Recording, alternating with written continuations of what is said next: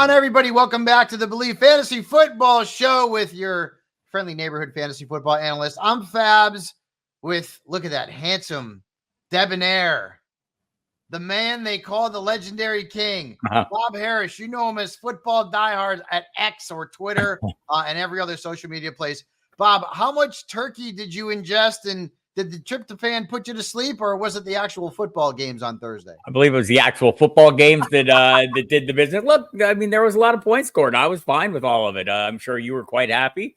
But yeah, I thought, like as far as triple headers go, it was a bonanza for fantasy managers. If you played any of the key players, you were set up for the rest of the week. And if you were playing against those players, you knew what you were up against going into Sunday, and you hopefully were able to set your lineups accordingly, make some changes, put in some home run plays if you went up against Dak or McCaffrey or any of those kind of players. So I kind of liked it. I had a good time.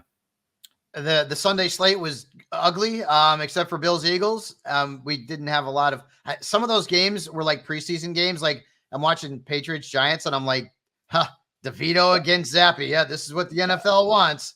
As I watched that game, I couldn't help but think, the early portion is, man, they've got to yank Mac Jones. They can't keep him in there. And then they did yank him, and I saw why they kept him in there. It just wasn't. Bailey's, yeah. Yeah, I mean, they just don't have any options there. And, they kind of, it's almost like, Bill Belichick's just doubling down on the mediocrity. I mean, clearly they don't think highly of Will Grier. They let him go. But I mean, just taking him completely out of the mix when your quarterback plays that poor says a lot about him.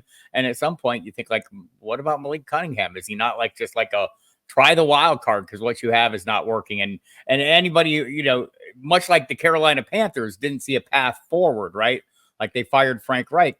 And you could say, well, they were, it's early in the process. Well, the plan he laid out clearly wasn't taking them anywhere they needed to go. They're just up against a brick wall. So I feel like the Patriots are in the same boat. There are a number of teams that are struggling, but to end the day with the Bills-Eagles was fantastic. And I thought there were a couple games where there were some worthwhile things. We'll probably get into some of that. Yeah, I mean, Texans-Jags was pretty good. I was watching that game. The refereeing was bad. The NFL has a QB problem. They have a ref problem. They don't have a ratings problem still. So right. And until they have the latter, they probably don't care about the forward. Right. Yeah. So before we get into it, let's talk about our pals over at Bet Online. The last of the major pro sports leagues is off and rolling, and college basketball is ready to go as well. Bet Online remains your top spot for all your live betting action and contests, whether it's NFL, college football, UFC, NHL. They're all in full swing. Bet Online is your number one source for wagering news, odds, trends, and predictions. All the hoops betting action, along with every sport available at your fingertips with both desktop and mobile access at any time. Head to Bet Online today. Remember to use the promo code BELIEVE, BLEAV, to get your 50% welcome bonus on your first deposit. Bet Online, where the game starts. And now we can get into what we saw on Monday night.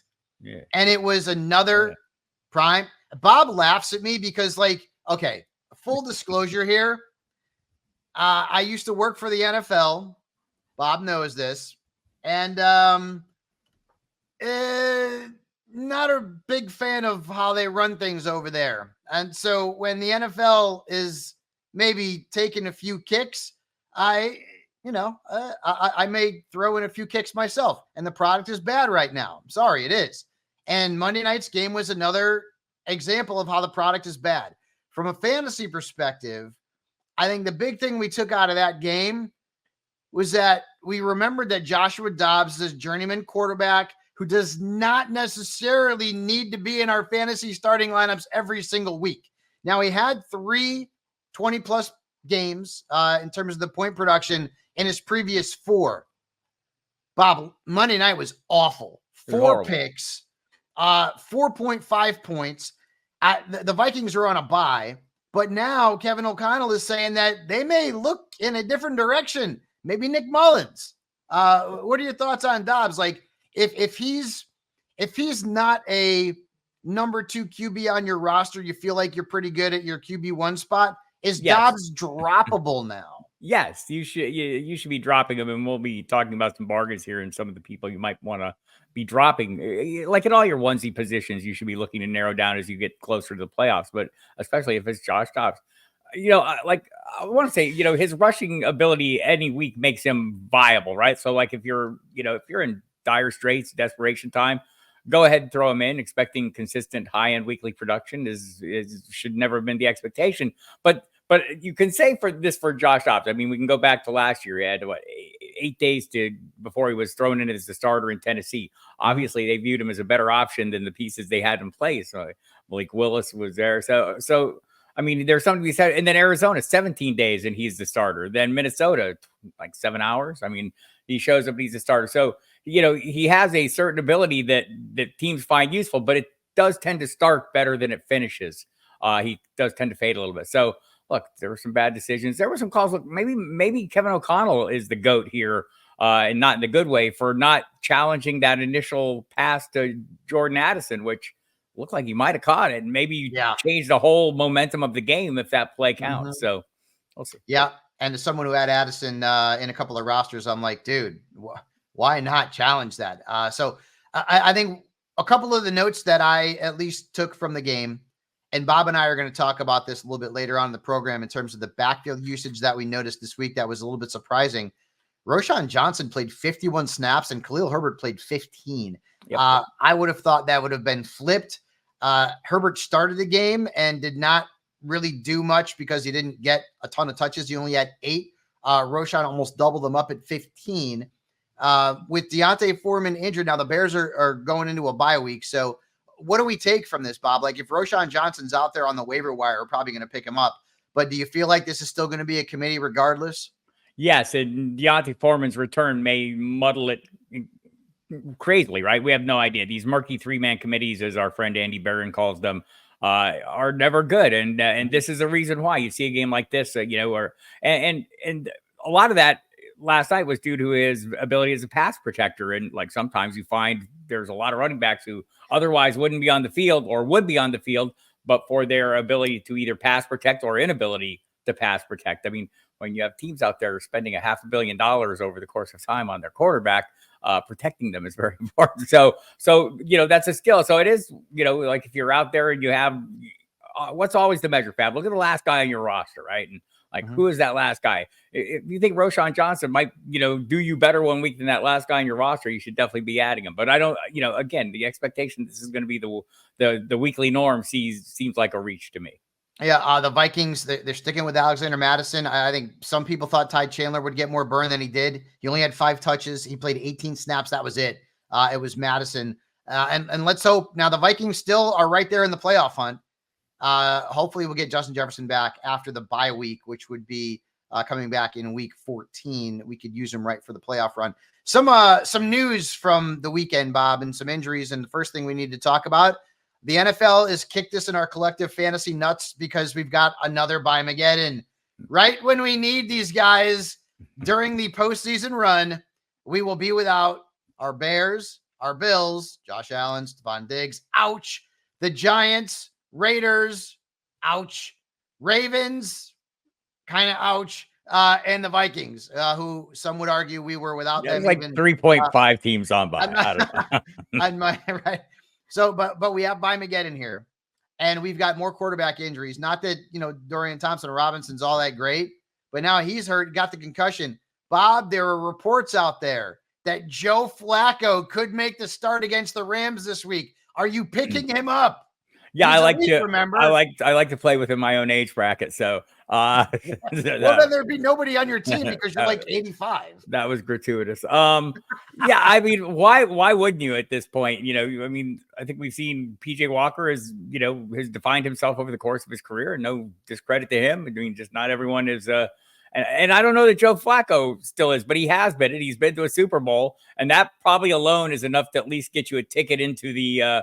Into some first team snaps in practice this week. They're practicing in LA. So, we'll probably get some word on what's going on there, but it totally wouldn't shock me if he's the answer. And if he is, I might feel okay about some of the remaining standing pieces. It's funny, right? Because NFL teams have a certain way of thinking, and then fantasy managers have a certain way of thinking. Right. I want Flacco as the quarterback in Cleveland, because I have Amari Cooper and I don't trust DTR or, to be honest, PJ Walker to get him the football. I'll give DTR a little credit. I thought he picked up the pace a little bit. Like it's only a 1-game sample of goodness or semi-goodness or better than not horribleness. It wasn't however you want fantasy to goodness, I can tell you that. No, but I mean, expecting him to progress a little bit seems, I mean, he's just getting into the mix. I think, in Walker's case, we've seen this. There's history. It goes back beyond this year. And Thompson Robinson's case, he's a pretty good college quarterback, had pretty athletic. Would like to see him get a little more opportunity, but I don't think we'll see it this week. Speaking of Amari Cooper, he was injured on Sunday. Not sure if he's going to be able to go this week, which means Elijah Moore could be an ad off the waiver wire. Cedric Tillman maybe in some deeper leagues. The Saints have no wide receivers left. Okay. I mean, Michael Thomas is already out. Chris Olave was concussed, so my guess is that he's not going to play this week. Nope. And then Rashid Shaheed is day-to-day with a thigh injury. Is there anybody in New Orleans at wide receiver? Like, are we looking at Lynn Bowden right now? Or Lynn Bowden Jr., the running back / wide receiver of our dreams, is finally going to become a thing. Maybe, look, he got a lot of playing time. We may end up seeing like a Keith Kirkwood. I mean, they're down to the brass tacks. I believe they added Marquez Callaway back in the practice squad, so he is available for promotion and is familiar with the team at least. So yeah, this is not a good situation there. Yeah, they do have Callaway on the practice squad. So and by the way, he's the only wide receiver on the practice squad. So maybe a Juwan Johnson week, kids. Yeah, and I love Juwan Johnson. I mean, and Taysom Hill too, because it's kind of like supply and demand. Tight ends an S show right now. So Juwan Johnson should be a highly added player this week. Another wide receiver that went down, Demario Douglas. Like literally, we were talking about this on Fantasy Dirt yesterday with my pal Lindsey Rhodes. There are certain teams in the NFL who have maybe one or two tops viable fantasy players. The Giants, they're on a bye this week. They have one in Barkley, and really that's it. The Patriots have Ramondre, and now that Demario Douglas is out, and I don't know if he's going to play this week, they don't have anybody either. Now, they do play the Chargers this week, Bob. I mean, you got any interest in Juju or Devontae Parker, or are we just out? I mean, that's like,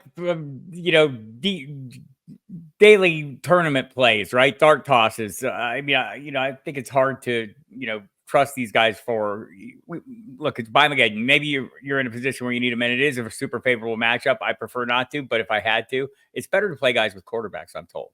All right, let's get into the waiver wire. We're talking a little bit about that. And of course, we have our segment. And you know what? Hey, Toss, of course, talking to my pal Alex here. We got to come up with like some kind of like jingle for Bob. Back in the days when they had these segments open up and it was like, bobbing for bargains, like something like that. I'll even voice the damn thing. Yeah, can I just clip that? Can I just clip that right there? Wait, let me do it. Ready? I'm gonna do it now. Ready? 3, 2, 1. Bobbing for bargains. He loves that. And I want some music. There's a little like supermarket sweep-esque kind of music behind there or something like that. I love it. Listen, man, I came up with the idea. Bobbing. There it is. All right. Anyways, you guys get it. Bob, let's get into the waiver wire. We've got 6 teams off this week. We've got quarterbacks all over the place that are injured or stink. Are there any? We're going to talk about the more obvious options here also, but we like to let Bob give us some of these players that might be a little bit under the radar here first. Who are we bobbing for bargains for this week, Bob? I think we're bobbing for bargains for. I think this is the week where we start thinking about our playoff runs and we start narrowing down our onesie positions, assuming our players are past buys. If you got people in buys this week or next week, we've got Arizona and Washington on buys, so be mindful of that. But I want to focus on the running back position. You want to get your handcuffs locked in, and there are some good ones available. Samaje Perine is like 26% rostered in Yahoo. That's a lot of Javonte Williams managers without a reliable handcuff. And I like Jaleel McLaughlin at one point, but Perine, again, for pass protection and other reasons, has proven to be really suitable. And they like him at the goal line, too. Elijah Mitchell, Christian McCaffrey owned managers. He is out there in 17% rostered. He should be on your rosters. Tyler Algier is 46% rostered. If you're a Bijan manager, look into it. Zamir White, Josh Jacobs is carrying the Raiders offense right now. If something happens to him, Zamir White's next in line. He's 1% rostered, kids. And the last but not least, we all wanted Tank Bigsby to be a thing. He's not. Dearness Johnson is. Yep. He is the handcuff for Travis Etienne, who's getting a little bit beat up and whose, production is kind of tailing off a little bit. So get those guys, get your insurance policies in place. You might need them as you hit the playoff run. Hey, that's why we're bobbing for bargains. I love it. I don't know. I'm just gonna say. Sure, I love it. I feel like the big voice guy on like an old 50s like game show host. Wouldn't it be swell if we went bobbing for bargains? Hey, now. I love it. Come on down. All right. Anyways, let's get into some of the other waiver wire ads that maybe aren't as under the radar. At quarterback, I don't know what to tell you, folks. You could pick up Gardner Minshew, but he hasn't been great. Matt Stafford's coming off a 4-touchdown game. He's got Cleveland this week. I don't love him. We talked about Joe Flacco in the 2 QB league. I mean, Bob, I don't see any quarterbacks out there in a competitive league that are worth it. Stafford's the obvious call if you're in a bind, right? I mean, here's a guy with a fair amount of upside, still has a golden arm, just faces a horrible matchup, and I wish that wasn't the case, but you might not have a choice this week or maybe even next. Yeah, Keaton Mitchell, who's still available in some leagues out there, probably the competitive leagues he's gone, but the Ravens are off this week, so I don't know if he's really going to help you. Nope. I mean, Michael Carter and we're going to talk about this with the usage. He got a lot of snaps in Arizona, so there's something to that. We're gonna work through that because I don't know if that's not a mirage, kids. Yeah. And also, I mean, I guess Roschon Johnson, the Bears are off. He could be floating around out there on the waiver wire as well. Wide receivers got a few more options. Jaden Reed. I mean, I keep like pounding the drum on Jaden Reed, and nobody's picking him up. He's not even owned in 50% of leagues. He's the best receiver they have in Green Bay from a fantasy perspective. Elijah Moore, again, another guy, been beating the drum on him. He's getting targeted a ton. If Flacco plays and Amari Cooper doesn't, like Elijah Moore, could be a startable asset this week with 6 teams off. Jalen Hyatt, who looked really good, and maybe the Giants are going to start to feature him now because he's a rookie. They want to see what they have in him. The Giants aren't playing this week. Maybe you stash him on your bench. Greg Dortch had a touchdown this past week, double-digit points in 2 straight games. And then I mentioned Devontae Parker and Juju. Listen, folks, I probably don't want any Patriots in terms of the pass catchers, but if you're desperate, do what you got to do. Tight ends, we talked about already one of them in Juwan Johnson because the Saints have nobody left to catch the ball. So Juwan Johnson is going to be an ad. Pat Freiermuth, I was surprised, Bob. I looked on Yahoo. This is where I get all my percentages. 48% ownership. He got dropped in a lot of leagues when he went on the injured list. He had 120 yards last week. He's the most attractive ad, I think, of the week, right? I think so. You look at his sudden emergence or reemergence, if you will, and it coincides with a change of play caller and clearly a focus to throw the ball deeper down the middle more, and he's going to be part of that. So, yeah, that's a fine pickup. Tucker Kraft also is going to be worth a look off the waiver wire, coming off scoring a touchdown on Thanksgiving. But the matchup's not great against Kansas City, folks. So for all the waiver wire ads, you can go to si.com/fantasy, check out my column, check out the column of the great Jen Piacenti as well. Now we want to get into, and I think this is something that we need to start doing every Tuesday here on the program, is looking at backfield usage and seeing what trends we're seeing to potentially make better predictions for the upcoming week. Bob, I'm going to go through some of these backfields that I pointed out. And you're going to tell me whether or not, we should be worried, or is this something that we're going to see moving forward? Or is it just a 1 week kind of scenario? In Arizona, James Conner's no longer a featured back. He played 29 snaps. Michael Carter had 26. James Conner's got the Steelers this week. I like the whole Pittsburgh revenge game narrative. I don't like what I'm seeing from James Conner, though. The usage is really down. Well, let me help you then, Fabs. That's what I'm here for. All of Carter's work came in the fourth quarter, 24 of his carries. And so he had 3 carries through the first 3 quarters. By the time he got in the game, it was well out of hand. I think they wanted to get a look at him, get him up to speed, the offense. I don't think I'm going to hit the panic button on this one. Connor still looks like the guy to me. I mean, I do think we're going to see Michael Carter down the stretch. And by the way, Keontae Ingram was a healthy scratch, so he's out of the equation. If anyone was hanging on to him for potential insurance policy, Amari DiMarcado came back in and saw some of the third down work. So a little bit of normalcy there, but not enough meat on that bone for fantasy managers. And I suspect going forward for Carter, I like Carter, though, kind of longer term prospect, but I don't know if I'd want to be counting on him. He might be a limiting factor for Connor, but I don't think major limiting factor. Let's go to Atlanta real quick. You've been beating the drum on Bijan. I've been beating the drum on Bijan, since the preseason. I thought he was worth a first-round pick. And at the end of the season, folks, he will have been worth a first-round pick. His schedule is beautiful. It is a cakewalk. It is a Christmas gift. Trust me. and he played 39 snaps this past week. Algier only had 18. He is coming into the running back that we all kind of knew that he was going to be. I don't think there's any question there. Carolina, though, Bob, Chuba Hubbard reclaimed that top role, 47 snaps compared to Miles Sanders, who only had 27. You probably got to play Hubbard this week against Tampa Bay, but the matchup's not great. Matchup's not great, but we may see a change in emphasis with the coaching change there. That offensive line's not built for pass protection. Late last season, it did seem to be built for a good power rushing attack, and maybe the new staff will kind of see that and try to leverage it. Maybe we get a little more out of both those players. Jerome Ford, 51 snaps compared to Kareem Hunt, who only had 18. It's funny, Jerome Ford, I think he has scored 11.9 points on the dot in like 3 straight games. I don't love him this week against the Rams, but he's a flex starter because you've got 6 teams on a bye. Javonte Williams, remember like last week we were like, oh man, what happened with the snaps? Right back up to 47 this week. P. Ryan only had 18. They've got the Texans this week. Get Javonte back into your lineup. Yep. This one here, Bob, I'm really interested to see what your opinion is on here. Because David Montgomery was dominating the touches earlier in the season, the first half of the season. Then he ended up getting hurt, came back. He actually has been very productive. In fact, he's been more productive than Gibbs on a consistency basis. Gibbs didn't do much on Thanksgiving. Gibbs played 59 snaps and Montgomery only 22. Is that cause for concern if you have DM? Well, yes, but only if you think the Lions are going to be playing from behind a fair amount. Gibbs is going to be the guy on pass when they're throwing the ball. And he's obviously going to be in the mix as a runner as well. But you'll see more Montgomery if they have leads in games, I'm pretty sure. Devin Singletary, even though Dameon Pierce came back, 49 snaps played, Pierce only 11. I mean, I would roster not much production. Right. Yeah. I mean, yeah, I would roster Pierce, I guess, if I'm in a deeper league because running backs are so hard to come by. But Singletary is kind of taking that job now, and we predicted that a few weeks ago. Seems to have the pass catching role as well. Yes.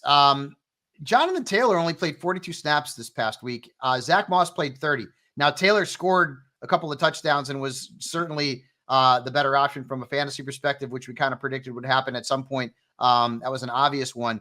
Any concern about Jonathan Taylor's snaps going down a little bit, or are you good with him? Yeah, I think there's going to be a concern. The kind of the shift back to bringing Moss back in the mix came after Chris Ballard had an interview last week where he said, look, we've got to get him on the field more. I mean, I think they realize he's an asset. This is going to be one of those tricky situations where what the coach perceives as somebody having the hot hand is going to, get a little more run.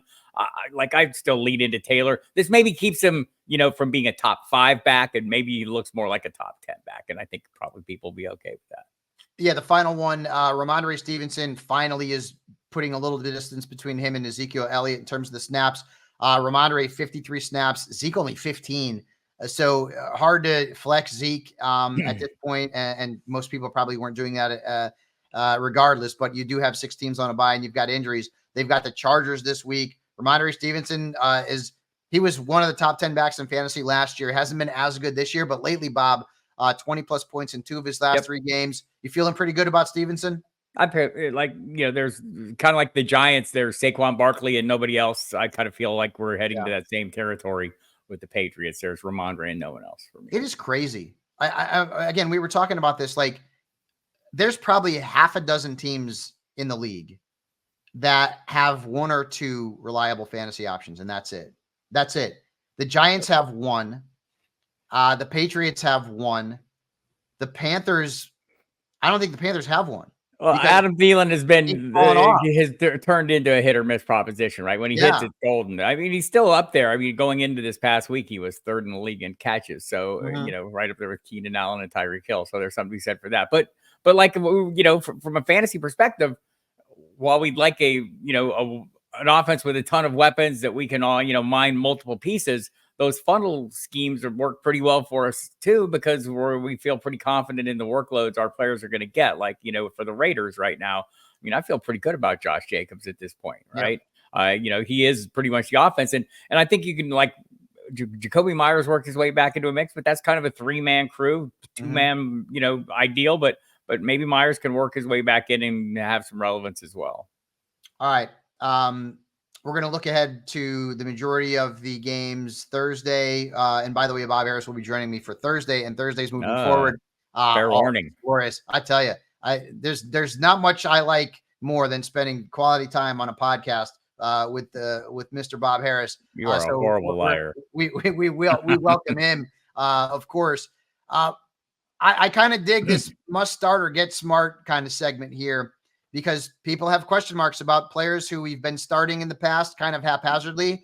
And now, well, do we do that this week moving forward? Let's get things going with Joe Mixon, who did nothing on the ground in the first game with Jake Browning. They've got the Jags this week. The matchup's not bad. The Jaguars defense is not great, but it's not bad against the run. Well, what I'm saying overall, their defense is not great. The Jaguars defense. Joe Mixon must start or get smart. Get smart. He's like running back, 17. He's 10 points a game right now. I mean, get smart. Look at your options. You may have people who have risen up ahead of him. And by people, I mean Kyron Williams, David Montgomery, any number, Isaiah Pacheco, any number of people that may have been drafted after him are viable plays. Jahmyr Gibbs, Breece Hall, Jerome Ford. I mean, the list goes on of players that I would consider at least. James Conner, we talked about him a little bit earlier on in the program. He's at Pittsburgh this week. Revenge game narrative. Must start or get smart. I'm probably into get smart. I mean, he's a solid running back too for me, but I think you can look at your options and play it safe. Yeah, I'm probably benching Conner this week. I've benched him a couple of times since he's been back. Bob, he hasn't scored double digits since week 3. He's at 8.5 a game, so I mean it's not a must start. Yes, and he's not the third down back anymore. It's been brutal. These next few are tough. Cooper Kupp, and let's be honest, I don't think I've said this in a long. Cooper Kupp stinks right now in fantasy. Stinks. Is Cooper Kupp a must start? No. Got Cleveland this week, or do you get smart? Get smart. Look at your options. Gauge them carefully. Right? And I was Isn't all that in on crazy? Cooper Kupp. I had Cooper Kupp as like my my wide receiver 1 overall coming into the season. And look, you just said there comes a point where, smart managers divorce themselves from their narratives and they divorce the name from the numbers.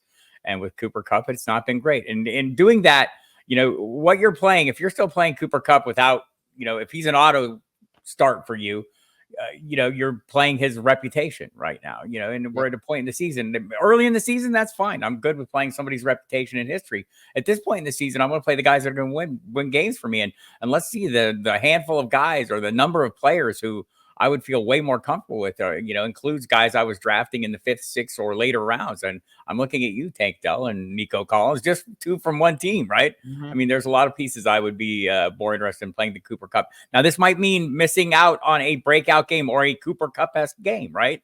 That's part of this equation. They just played the Cardinals. I mean, geez Louise. Well, I know, but I mean, no, there's no doubt about it. But, Kyron Williams, kind of made it the passing, and Tyler Higbee, I guess. But, I think, but that's the thing you have to get past, the fear of missing out on a big game from somebody you invested heavily in. Look, you've already missed out, people. It's too late.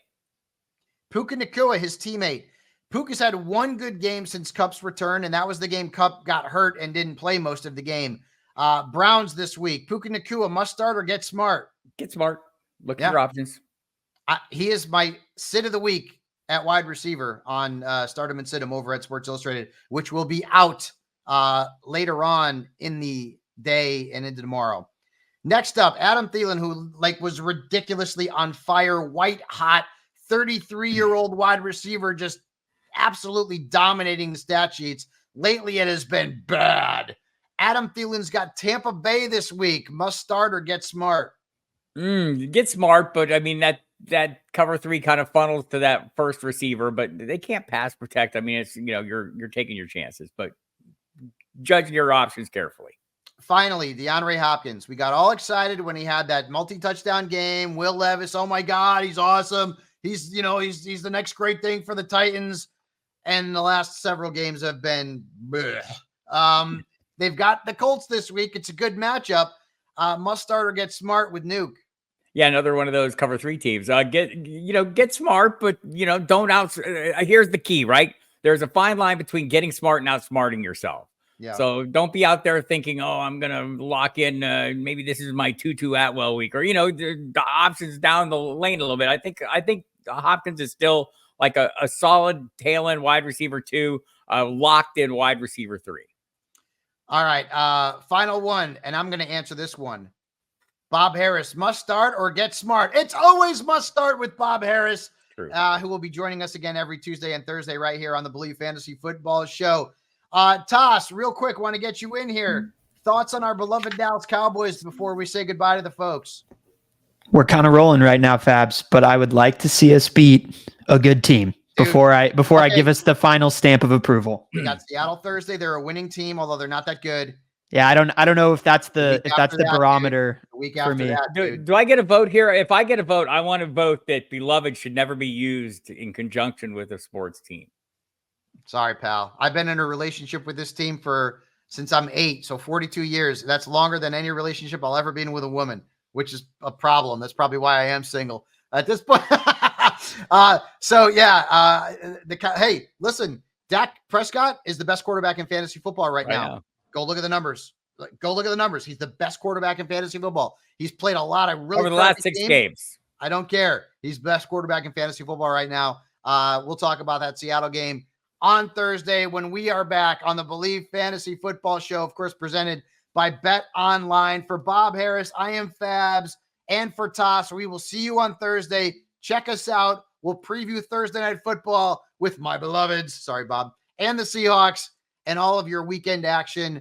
It is nut cutting time. Fantasy football playoffs are almost here. We're here to help you get there. We'll talk to you on Thursday.